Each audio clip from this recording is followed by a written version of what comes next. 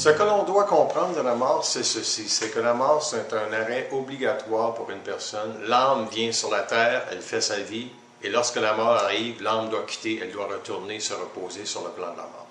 C'est la première chose que les gens ne saisissent pas, c'est qu'il n'y a pas de finalité dans la mort, c'est que l'âme arrête sa vie sur la terre et s'en va se reposer. La religion appelle ça le ciel. Ça, c'est la religion catholique, mais il y a d'autres religions qui traitent la mort de différentes façons. Prenez les martyrs qu'on retrouve dans les djihad islamiques, on va les convaincre qu'ils s'en vont au ciel ou qu'ils s'en vont près de Dieu pour tout simplement leur faire croire qu'ils ont raison de faire ce qu'ils font.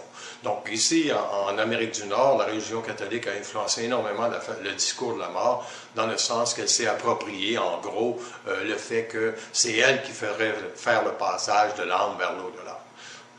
Ceci est correct, ce n'est pas un mal en soi, parce que sinon les âmes seraient très perdues dans la réalité de la mort, parce que la mort n'a jamais vraiment été expliquée d'une façon assez neutre. Et c'est quoi la mort? C'est simplement l'âme qui arrête sa vie sur la terre parce qu'elle a fait tout ce qu'elle devait accomplir et elle va se reposer sur le plan de la mort pour ensuite préparer sa prochaine réincarnation qui peut venir dans 200, 300 ans. Mais est-ce que l'âme qui meurt, par exemple, dans un accident tragique comme Jean Lapierre, va accepter en partant qu'elle est morte? Non, elle n'acceptera pas en partant qu'elle est morte. Imaginez simplement qu'est-ce que l'âme peut se dire avant un événement tragique. Elle dit « je vais mourir », donc c'est la crainte qui surgit. Donc cette personne-là doit se faire rassurer par celles qui sont autour, alors qu'elle va durer, le processus de la mort peut durer jusqu'à 7-8 jours. Donc, dans ces jours-là, les personnes qui étaient prêts vont aller au service funéraire et ils vont parler avec cette personne-là, ou ils vont communier par la parole ou par la prière, comme la religion catholique le fait, avec le mort. Donc, le mort doit comprendre à ce moment-là qu'il est bel et bien mort. S'il ne comprend pas cela, il va s'accrocher à la terre et il va simplement errer.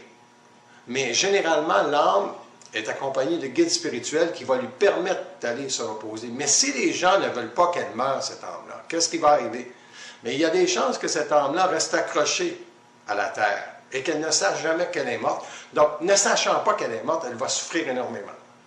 Qui doit faire le passage? Ça peut être n'importe qui, ce n'est pas obligatoirement la religion catholique qui peut faire le passage d'une âme vers la mort. Ça peut être quelqu'un qui a un lien très très proche affectif avec cette âme-là qui est mort. Ça peut être un conjoint, ça peut être un enfant, et ça peut être même une personne, un frère ou un inconnu ou un ami qui lui disent tout simplement « Écoute, tu as fait une belle vie, tu as fait le mieux que tu pouvais, ton destin est tragique, mais ne pense pas que tu n'as pas fait la vie que tu devais vivre parce que ton âme a fait ce qu'elle devait faire. Il est maintenant le temps pour toi d'aller te reposer. » Donc, et il y a peut-être des culpabilités, il y a peut-être des situations qui vont être difficiles pour les gens à vivre en relation avec la mort soudaine de quelqu'un. Donc, c'est à eux autres de traiter le deuil de ce qu'ils vont faire et d'accepter la mort de cette personne-là pour que celle-ci ne pense jamais qu'elle est morte et qu'il y a de la culpabilité qui reste en relation avec sa mort. Donc, c'est ça la mort, c'est le lien que les êtres humains auront avec elle qui vont permettre à une personne d'aller mieux se reposer.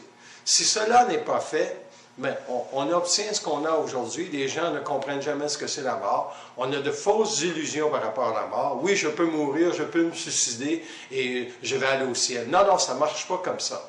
Parce que si ça fonctionnait comme ça, il y a longtemps que ça irait mieux sur la terre. Parce que il y aurait des cataclysmes qui se joueraient, qui permettraient aux individus de comprendre rapidement que lorsqu'une personne meurt, elle meurt avec un bagage d'expérience. Et cette expérience-là va être enregistrée si jamais elle veut se réincarner sur la Terre.